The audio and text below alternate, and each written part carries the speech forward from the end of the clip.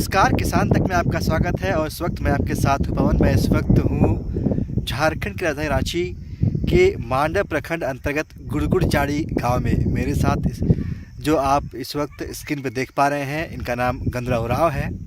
झारखंड सरकार ने इन्हें 2018 में इजराइल भेजा था खेती की ट्रेनिंग करने के लिए। यह एक प्रगतिशील किसान हैं। हम सबसे पहले सवाल पूछेंगे उनसे कि वहाँ से जब लौट कर आए तो क्या बदलाव उन्होंने अपनी खेती में किया, और जब यहाँ से वो गए थे इजराइल तो वहाँ देखने के बाद कैसा उन्हें लगा था पहली बार। सर, आपका स्वागत है। सबसे पहले बताएं कि आप यहाँ जो खेती करते हैं, अभी हम इनके मटर खेत में बैठे हुए हैं। ये पीछे आप देख पा रहे होंगे पूरा मटर लगे हुए हैं। वहाँ जो आपने देखा और यहाँ जो आप करते थे, क्या बदलाव था और वहाँ क्या महसूस किया आपने? 2018 में इजराइल गए थे तो वहाँ जो देखे ना सर कि वहाँ जो भी खेती होता है वो एपीओ एक संगठित खेती होता है कहा जाए, और वहाँ जो भी खेती होता है एक बड़े पैमाने पे होता है। हजारों एकड़ में एक ही तरह का सब्जी लगता है, चाहे तो बागवानी हो या सब्जी का हो या पशुपालन भी है।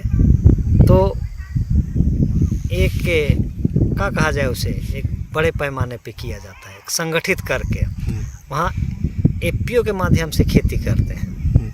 अब यहाँ है कि यहाँ का किसान छोटे छोटे हैं, छोटे छोटे प्लॉट है, लेकिन वहाँ से जब आए यहाँ तो ये लगा कि हम लोग भी एक संगठित होकर खेती करें तो मार्केट अच्छा मिलेगा, यानी कि दवा देने में सुविधा होगी, एक ही तरह का फसल बड़ी यानी कि ज़्यादा एरिया में रहेगा तो हम लोग रोग का भी हम लोग ज़्यादा नियंत्रित कर सकते हैं और मार्केट अच्छा मिल सकता है। आज वही हो रहा है।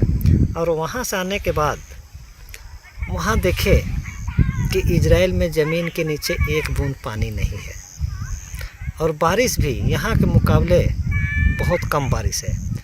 यहाँ बारिश साल में कम से कम 1000 मिलीमीटर तो बारिश हो ही जाती है हमारे यहाँ, और वहाँ अधिकतम 300 से 400 मिलीमीटर बारिश।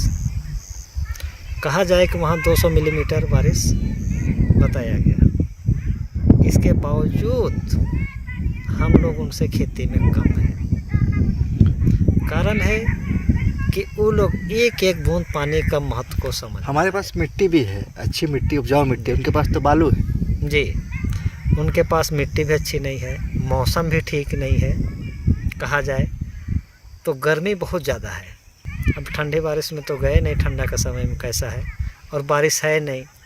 हम लोग के पास में अच्छी से अच्छी मिट्टी है, इसके बावजूद हम लोग पीछे हैं। लेकिन ये नहीं, अब 2-3 वर्षों में हम भी अपना खेती में बदलाव किए और बहुत से किसान भाइयों ने बदलाव किया। काफ़ी खेती हम लोग के पास में बहुत प्रगतिशील हो रही है खेती। आज कई एकड़ में ड्रिप लगाए, मिनी स्प्रिंकलर लगाए, जिससे कि पहले वही पानी से हम लोग 1 एकड़ में करते थे, अब वही पानी से हम लोग 3 एकड़ में कर रहे हैं। यहाँ पर आपने कितना एकड़ में मटर की खेती की है? यहाँ पे 3 एकड़ में किए हैं, और दूसरे प्लॉट में अभी फिर से लग रहा है खेती। अभी 3 एकड़ का प्लॉट एक तैयार हुआ है। बड़े पैमाने पर आपने कहा कि खेती एक ही जगह पर, इसका सबसे बड़ा क्या फ़ायदा होता है? मार्केटिंग फ़ायदा होता है। बड़े पैमाने करने से मार्केटिंग फ़ायदा होता है, और दूसरी बात है कि जो सब्जियों में रोग लगती है, रोग में नियंत्रण हो पाता है। जैसे कि हम लोग अनुभव किए कि पहले एक क्यारे में फूलगोभी हुआ, एक क्यारे में बैगन हुआ, एक क्यारे में मटर हुआ, तो आज बैगन वाला दवा दे दिया तो कल फूलगोभी वाला में रोग लग गया, फूलगोभी वाला परसों दवा दिया तो फिर अगले में गया। कभी हम रोग का नियंत्रण इस तरीके से हम कर ही नहीं पाते थे। आज बड़े पैमाने में करते हैं तो थोड़ा रोग का नियंत्रण हो जा रहा है। चलिए, एक और ख़ास बात मैं आपको बताना चाहूँगा कि ये जो भी खेती करते हैं इसमें मज़दूर ये बहुत कम लगाते हैं। ये खुद ही जो जुताई कोड़ाई का काम होता है ये खुद करते हैं, सिर्फ तोड़ने के लिए और बीज बुआई के लिए ये मजदूर लगाते हैं, है ना? क्या वजह इसके पीछे है? जी, एक खेती करिए तो थोड़ा मेहनत करके कीजिए, नहीं तो खेती अपने से नहीं कीजिएगा, उसमें मन लगा के नहीं कीजिएगा तो घाटे का सौदा है।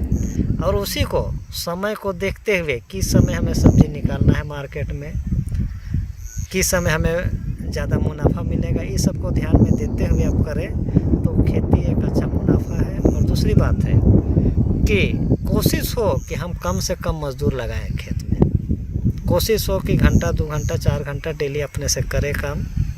अब हम लोग हैं कि देखिए ट्रैक्टर से जुताई करना अपने से, ट्रैक्टर में गोबर खाद लाना अपने से, कियारी बनाना अपने से, बेड बनाना हो तो फिर अपने से बनाते हैं, प्लास्टिक मल्चिंग करना हो तो अपने से कर लेते हैं, यानी कि जितना संभव हो कर लेते हैं। वहाँ से नहीं हो पाता है तो उसके लिए फिर लेबर लगाते हैं। चलिए, और क्या क्या सम्मान मिला है ये ज़रा बता दीजिए आप।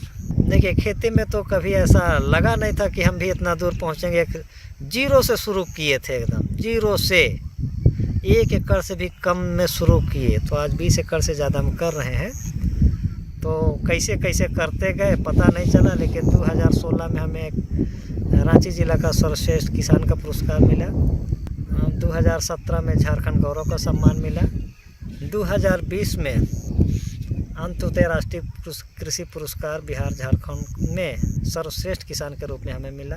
इस तरीके से हमें 6 अवार्ड मिल चुका है। एक इफ़को ने दिया जो कि इसका 50वां वर्षगांठ मिला था। हाँ, और 2 अवार्ड इस तरीके से हमें कुल मिला के 6 अवार्ड मिल चुके हैं। चलिए धन्यवाद आपका।